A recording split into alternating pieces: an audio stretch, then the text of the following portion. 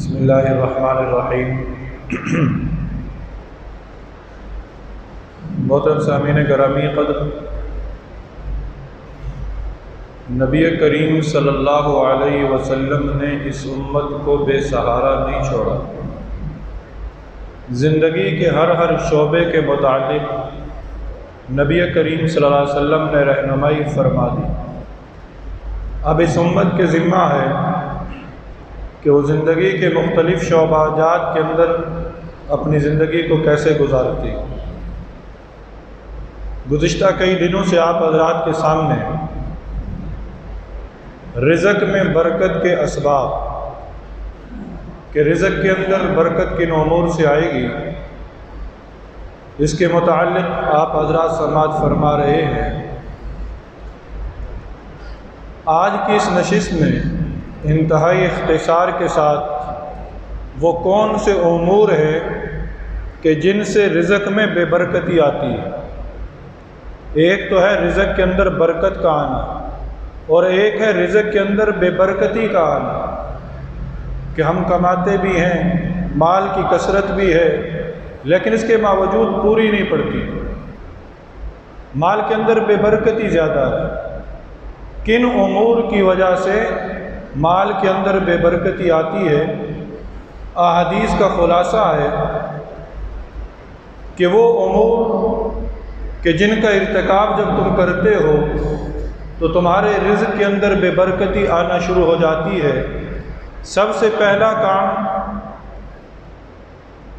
ننگے سر کھانا، ننگے سر کھانا کھانا، کھڑے ہو کر کھانا کھانا اور جوتے پہن کر کھانا کھانا، یہ وہ امور ہیں کہ جن کی وجہ سے رزق میں بے برکتی آنا شروع ہو جاتی ہے۔ آج ہم معاشرے کے اندر دیکھ لیں، اس کی طرف کسی کا دھیان ہی نہیں جاتا۔ کھڑے ہو کر کھانا کھانا، ننگے سر کھانا کھانا اور جوتے پہن کر کھانا کھانا، پھر اس کے بعد بیت الخلاء میں ننگے سر جانا اور بیت الخلاء میں باتیں کرنا، اس کی وجہ سے بھی رزق کے اندر بے برکتی آتی ہے۔ بغیر ہاتھ دھوئے اور بغیر بسم اللہ پڑھے کھانا کھانا، جو شخص اس کو عادت بنا لیتا ہے کہ ہاتھ نہیں دھوتا کھانا کھانے سے پہلے اور بسم اللہ پڑھنے کا وہ معمول نہیں رکھتا کھانا کھانے سے پہلے، وہ یاد رکھ لے کہ اس کے رزق کے اندر کبھی برکت نہیں آئے گی۔ پھر فرمایا بے وضو قرآن کو چھونا، بے وضو قرآن کو چھونا، اس کی وجہ سے بھی رزق کے اندر بے برکتی آتی ہے۔ برتن کو صاف نہ کرنا، برتن کو صاف نہ کرنا، اس کی وجہ سے بھی رزق کے اندر بے برکتی آتی ہے۔ اپنی اولاد کو برا بھلا کہنا، اپنی اولاد کو برا بھلا کہنا، اس کی وجہ سے بھی رزق کے اندر بے برکتی آتی ہے۔ کیونکہ اللہ رب العزت نے ایک مقام پر ارشاد فرمایا ہے، اس مقام پر کہ جب اولاد کو مفلسی کے ڈر سے قتل کر دیا جاتا تھا نا، تو اللہ رب العزت نے ارشاد فرمایا کہ اولاد کو مفلسی کے ڈر سے قتل نہ کرو، اس لیے کہ ہم انہیں بھی رزق دیتے ہیں اور تمہیں بھی رزق دیتے ہیں۔ تمہارا جو رزق ہے تمہاری اولاد کی وجہ سے آ رہا ہے تمہارے پاس، اس لیے اولاد کو برا بھلا نہ کہے۔ آج ہمارے گھروں کے اندر اس بات کا خیال نہیں رکھا جاتا، بلا وجہ اولاد کو ڈانٹا جاتا ہے، بلا وجہ اولاد کو گالیاں دی جاتی ہیں۔ جو شخص اس بات کو عادت بنا لے کہ اولاد کو برا بھلا کہنا شروع کر دے، جب بھی اولاد باہر سے آئے، ماں برا بھلا کہہ رہی ہے، باپ برا بھلا کہہ رہا ہے، وہ یاد رکھ لے کہ اس کے رزق کے اندر کبھی برکت نہیں آئی۔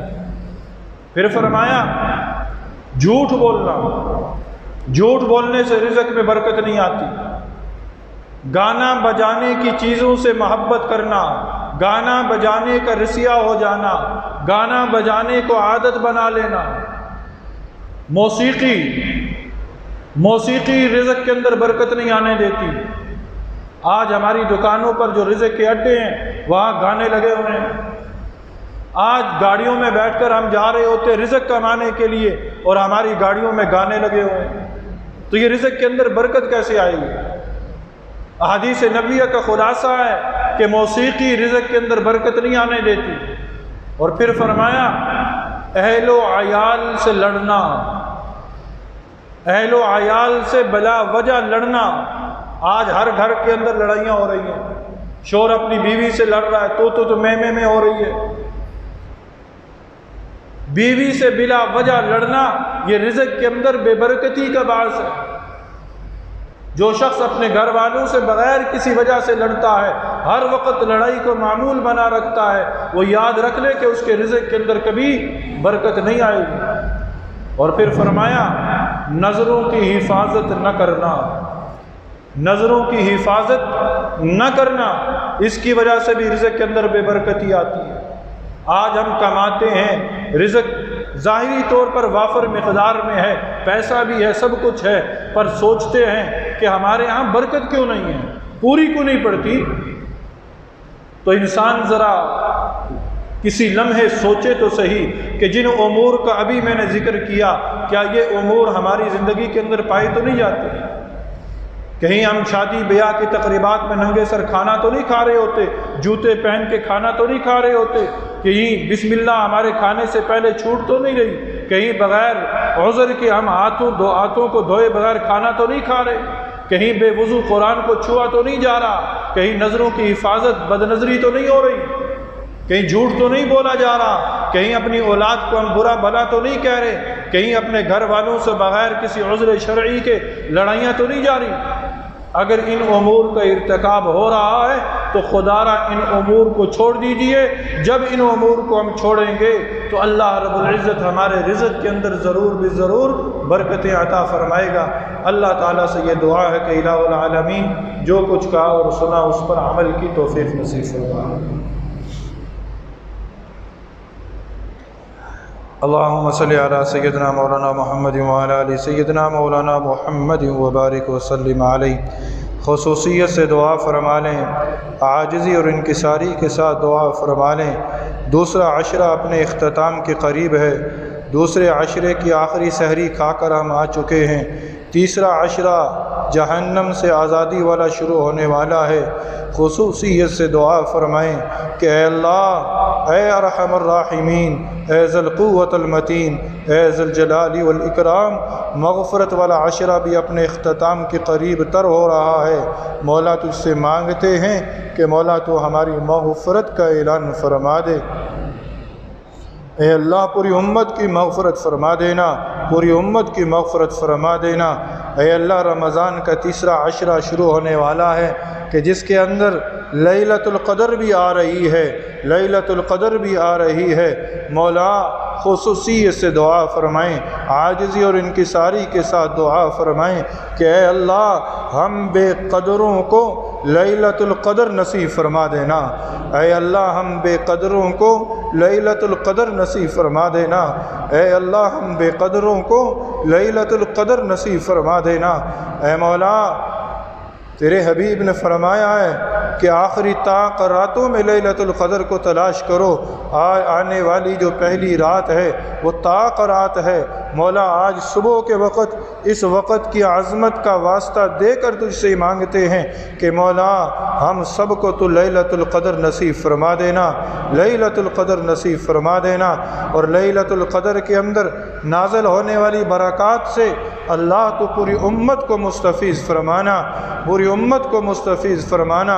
اور اے اللہ آئندہ آنے والی طاق راتوں کے صدقے اللہ تجھ سے مانگتے ہیں کہ اے اللہ تو ہم سب کی پریشانیوں کو راحت اور سکون میں تبدیل فرما دینا، مشکلات کو حل فرما دینا، بیماریوں کو اللہ شفا میں تبدیل فرما دے، بیماریوں کو اللہ شفا میں تبدیل فرما دے۔ اور اے اللہ جس آزمائش سے ہم گزر رہے ہیں اللہ تجھ سے مانگتے ہیں کہ اے اللہ تو اس آزمائش کو رحمت کے اندر تبدیل فرما دے، رحمت کے اندر تبدیل فرما دے۔ اے اللہ ہمارے گناہ زیادہ ہیں پر تیری رحمت اس سے کہیں زیادہ ہے، ہم تیری رحمت کا واسطہ دے کر تجھ سے مانگتے ہیں کہ مولا کائنات تو اس آزمائش کو رحمت میں تبدیل فرما دے، رحم فرما دے، کرم فرما دے، فضل فرما دے۔ اور اے اللہ، اے اللہ، اے اللہ، تیرے اسم اعظم کا واسطہ کہ مولا ہم سب کو رزق حلال نصیب فرمانا، رزق کے اندر برکتیں نصیب فرمانا۔ اللہ ہمارے رزق کے اندر برکتیں ہی برکتیں پیدا فرمانا۔ اے اللہ بے برکتی سے ہمارے رزق کو محفوظ رکھنا۔ اے مولا کائنات، ہم سب کو رمضان کے آخری لمحات کے اندر بھی زیادہ سے زیادہ اپنے سے مانگتے رہنے کی توفیق نصیب فرمانا۔ آمین ثم آمین۔ وصلی اللہ تعالی علی خیر خلقہ محمد وعلی آلہ واصحابہ اجمعین وبرحمتک یا ارحم الراحمین۔